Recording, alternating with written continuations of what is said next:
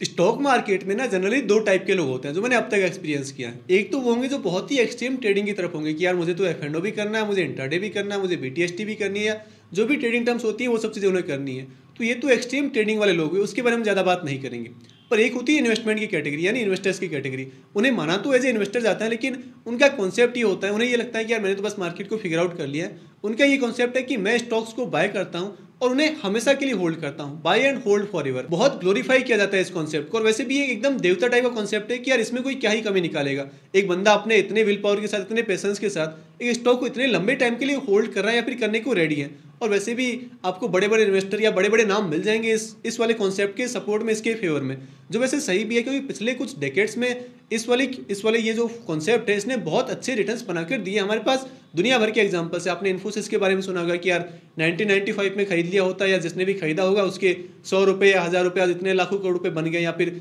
Bajaj finance पहले कहाँ था और अब कहाँ पहुँच गए, और बहुत सारे ऐसे स्टॉक्स हैं जिन्होंने पिछले 15 20 25 सालों में इतने अच्छे अच्छे रिटर्न्स दे दिए। हमारे पास ऐसे है दुनिया भर के एग्जांपल्स, जो वैसे सही भी है कि भाई आपने अच्छी कंपनी अगर पिक की है और आपने अच्छे पेशेंस के साथ उसे लंबे टाइम के लिए होल्ड कर लिया है तो वो आपको रिवॉर्ड दे देगी। लेकिन प्रॉब्लम ये है कि मेरा ये कहना है कि ये जो कॉन्सेप्ट है ये शायद आज के इतने फास्ट चेंजिंग एनवायरनमेंट में हमारे लिए उतना इफेक्टिवली एप्लीकेबल ना हो जितना पिछले 1 2 3 डेकेड्स में हो गया है। आजकल कंपनीज के पास इतनी नई नई टेक्नोलॉजीज है, मार्केट में इतनी नई नई टेक्नोलॉजीज है। जैसे अभी आप एआई का ही मान लीजिए, अभी आगे चलकर कंपनीज के लिए कितना बड़ा थ्रेट बनेगा, कितना बड़ा कंपटीशन बनेगा, ये हमें अभी कुछ भी नहीं पता। तो अभी से हम ये कैसे अपना होराइजन डिसाइड कर सकते हैं कि यार मैं तो अपनी इस कंपनी को अगले 5 साल के लिए होल्ड करूंगा, 10 साल के लिए होल्ड करूंगा। हम ये होराइजन डिसाइड कर ही नहीं सकते, क्योंकि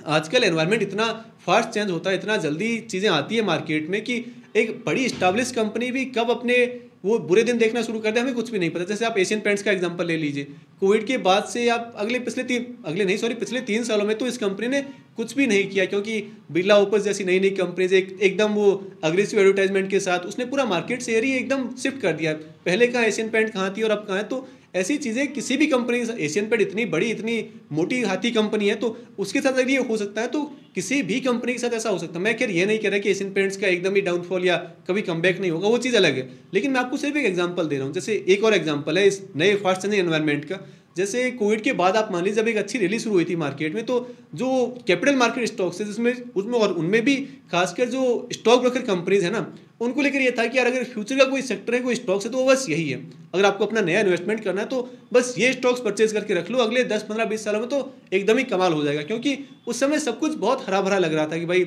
अभी इंडिया में स्टॉक मार्केट का उतना पेनिट्रेशन नहीं है, मार्केट में पब्लिक बहुत कम है, अभी तो इतने नंबर ऑफ डीमैट अकाउंट्स नए ओपन होने हैं, अभी तो इतने पैन नंबर्स मतलब इतने लोग मार्केट में आ जाएंगे, उसके बाद इतनी ट्रेडिंग वॉल्यूम्स बढ़ेगी, इतने नए नए इन्फ्लो आएंगे इन कंपनीज के पास, तो इनका बिजनेस तो एकदम सेफ एंड सिक्योर है, इसमें कुछ हो ही नहीं सकता, कभी कोई डेंट आ ही नहीं सकता।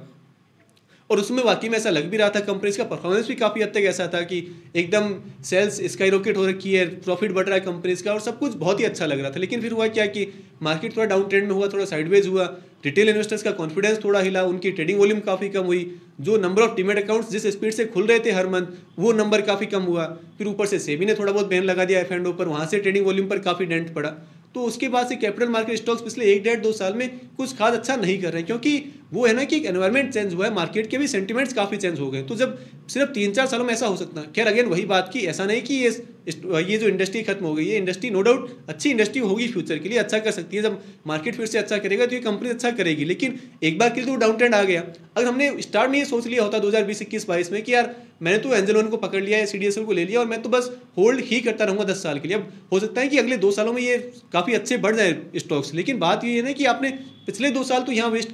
कर ही दिए ना अपने। अगर आपने पहले से ही आइडेंटिफाई कर लिया होता तो शायद आप अपने ये 2 साल वेस्ट करने से बच सकते थे, या उस आइडियोलॉजी के साथ आप नहीं जाते कि मैं तो बस होल्ड करता हूँ और फॉरएवर के लिए होल्ड करता हूँ। अगर आपने कंपनीज को अच्छे से ट्रैक किया होता, अगर आपको इंडस्ट्री की थोड़ी समझ होती, अगर आपको बिजनेस को समझना आता, एनालाइज करना आता, तो आप बहुत जल्दी ये पिक कर लेते कि भैया यहाँ से ये बिजनेस थोड़ा स्लो डाउन में जा सकता है, तो मुझे अपने इन्वेस्टमेंट को कहीं और शिफ्ट करना चाहिए, मतलब चयन करना चाहिए अपने पोर्टफोलियो को, वो चीज़ बहुत जरूरी है। अब अगेन आप यहाँ ये भी कह सकते हैं कि भाई ये कंपनीज अगर चलो 2 साल में परफॉर्म नहीं भी किया तो अगले 2 3 4 सालों में जब इनका मार्केट बहुत अच्छा होगा तो सब कुछ रिकवरी हो जाएगी, नो डाउट वो हो जाएगी। लेकिन बात ये है ना कि हमने ये चीज़ पहले से कैसे डिसाइड कर लिया, हमें फ्यूचर कुछ भी नहीं पता। हम अपना होराइजन कैसे डिसाइड कर लेते हैं कि यार मैं तो इसे 10 साल के लिए होल्ड करूंगा, मैं 5 साल के लिए होल्ड करूंगा। हमारे सबसे बड़ा इसका जो एक सॉल्यूशन है वो यही है कि हमने जिस स्टॉक को या जिस कंपनी को परचेज किया था जिस टाइम पर, हमने कुछ ना कुछ सोचकर तो परचेज किया होगा, हमारे पास कुछ रीजन रहा होगा। जैसे आप ये कैपिटल मार्केट स्टॉक्स या स्टॉक ब्रोकर कंपनीज का ही मान लो, हमारे पास ये रीजन था ना कि भाई अभी मार्केट अंडर पेनिट्रेट है इंडिया में, अभी इतना कुछ हो जाएगा, इतने डीमैट अकाउंट ओपन होंगे, वो सब कुछ होगा।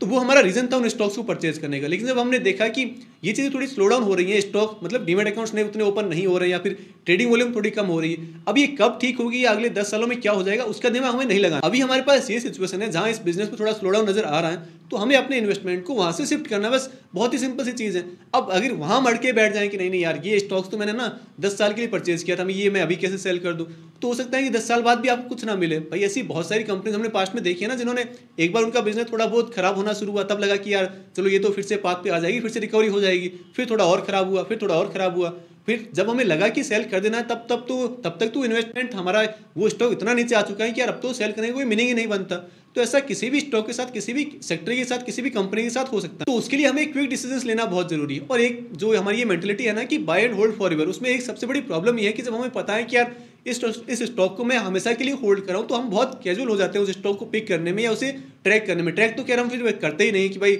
मेरे पोर्टफोलियो में पड़ा है, चाहे कंपनी अच्छा करे बुरा करे, मुझे उसको होल्ड ही करना है, तो मैं रिजल्ट देखकर क्या ही कर लूंगा, कंपनी का परफॉर्मेंस जानकर क्या ही कर लूंगा। तो वो तो हमारी इग्नोरेंस एक आ ही जाती है कि यार चाहे कंपनी कैसा भी करे मुझे देखना ही नहीं है। लेकिन हम स्टॉक्स पिक करने के टाइम पर भी बहुत कैजुअल हो जाते हैं कि यार चलो थोड़ी बहुत कैपिटल इसमें डाल देता हूँ, ये तो मुझे वैसे भी होल्ड करना है, क्या पता अगले 10 सालों में तो हर एक कंपनी बढ़ जाती है। ऐसा हमारा माइंडसेट है ना कि 10 साल बहुत लंबा पीरियड है, उसमें तो कुछ ना कुछ रिटर्न्स बन ही जाएंगे, तो चलो एक छोटी सी कैपिटल, छोटा सा इन्वेस्टमेंट यहाँ भी कर देता हूँ, क्या पता कल को 10 20 50 गुना हो गया यहाँ से, तो यहाँ से भी अच्छा पैसा बन जाएगा। तो बैक ऑफ द माइंड हमारे मन में ये रहता है कि मैं ये स्टॉक भी पिक कर लूँ, ये स्टॉक भी पिक कर लूँ, यहाँ भी अपना कैपिटल डाल दूँ, क्योंकि हमें वो है ना कि एफर्ट तो कुछ लग ही नहीं रहे, हमें ट्रैक किसी कंपनी को करना नहीं है, ना अपने पोर्टफोलियो को ट्रैक करना, ना अपने रिटर्न्स गिनने हैं। हमारे मन में तो ये है कि भाई मैं तो एकदम वो है ना कि एकदम टॉप टियर वाला इन्वेस्टर हूँ, मैं तो बस बाय करता हूँ और उसे होल्ड करता हूँ। अंदर से वो एक प्राइड वाला सेंस आता है ना कि भाई मैं तो एकदम ही अलग लेवल का इन्वेस्टर हूँ, मैं तो बस होल्ड करता हूँ हमेशा के लिए, इतना पेशेंस है मेरे अंदर। तो उस चक्कर में हम कब वो उतना कैजुअल हो जाते हैं, कब उतना केयरलेस हो जाते हैं कि हमें पता भी नहीं चलता है कि एक तो पोर्टफोलियो को अपने जू बना दिया है, 40 50 60 स्टॉक परचेज कर लिए,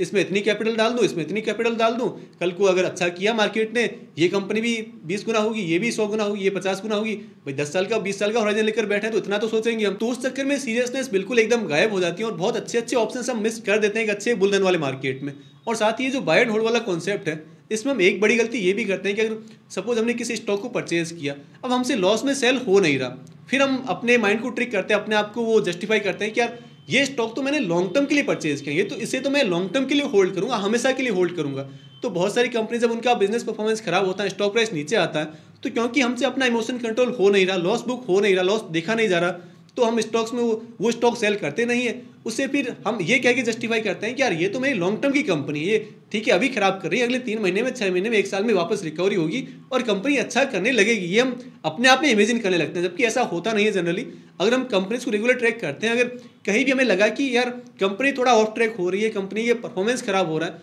तो हमें बहुत जल्दी उस स्टॉक से निकलना होगा, क्योंकि वरना फिर हम बहुत बड़ी अपॉर्चुनिटी कॉस्ट उसमें पे कर सकते हैं। ठीक है आपका पोर्टफोलियो ज़्यादा नीचे नहीं आया, लेकिन अगर कंपनी का परफॉर्मेंस अच्छा नहीं है तो आपको ज़्यादा रिटर्न्स भी तो नहीं मिलेंगे। उसकी वजह अगर आप वहाँ से खराब परफॉर्मेंस वाली कंपनी से निकलोगे और अच्छी कंपनी में जाओगे तो पोर्टफोलियो अच्छे रिटर्न्स बनाकर देगा ना, आपको ओवरऑल जनरेट करके देगा। तो आगे से अगर कभी आपकी कंपनी बहुत खराब परफॉर्मेंस करे, उसके नंबर्स अच्छे नहीं आए और स्टॉक प्राइस नीचे जाने लगे, तो आपको ये कहकर अपने आप को जस्टिफाई नहीं करना है कि यार ये कंपनी मैं लॉन्ग टर्म के लिए होल्ड करूंगा। लॉन्ग टर्म कुछ भी नहीं होता और फॉरवर्ड तो बिल्कुल कुछ नहीं होता। ये होराइजन हम डिसाइड नहीं करते, कंपनी डिसाइड करती है। जब कंपनी ने हमें सेल करने का रीजन दे दिया तो हमें सेल करना होता है, और जब हमारे पास रीजन नहीं है कि मैं इस कंपनी को क्यों सेल करूं, तो बस हमें उसे होल्ड करना है। क्योंकि सबसे बड़ा यही है ना कि हमने जिस रीजन के साथ इस कंपनी को परचेज किया था, अगर वो रीजन अब भी एग्जिस्ट करता है, उसमें मान लो हमें बहुत अच्छी ग्रोथ दिखी थी, उसकी क्लाइंट बुक अच्छी थी, या उसकी जो ग्रोथ का पोटेंशियल था वो बहुत अच्छा था, अगर वो चीज़ें अभी भी एग्जिस्ट करती है उस कंपनी में, तो बिंदास आप होल्ड कीजिए। 5 साल क्यों 10 साल क्यों, आप 20-50 साल के लिए होल्ड कीजिए, जब तक वो रीजन वहाँ पर एग्जिस्ट करता है। लेकिन जब कंपनी में वो रीजन नहीं है, वो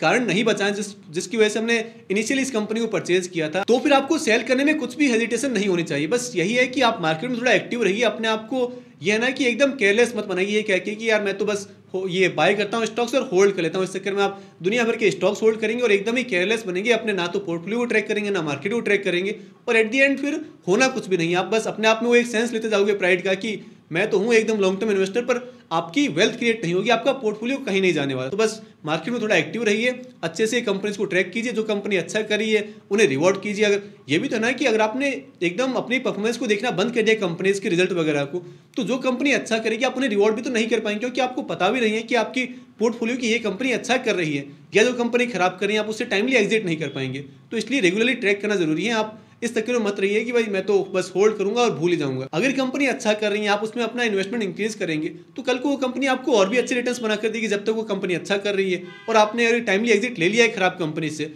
तो उस कैपिटल को कहीं और अच्छे से इन्वेस्ट कर पाएंगे। तो ये आपके लिए वैसे भी विन विन सिचुएशन है। तो बस यही है कि मार्केट में आप थोड़ा एक्टिव रहिए, ये लॉन्ग टर्म होल्डिंग या buy and hold forever, कि भाई मुझे ज़्यादा काम ना करना पड़े, मैं इजीली अपने ये प्रोसेस बहुत इजी लग रहा है, तो उस चक्कर में मत आइए। थोड़ा हार्डवर्क करते रहिए, जो अच्छी अपॉर्चुनिटीज़ है वो रहती है हमारे पास मार्केट में हर वक्त, आप उन्हें अगर टाइमली ग्रैब करेंगे तो आपको रिजल्ट्स भी अच्छे ही मिलेंगे।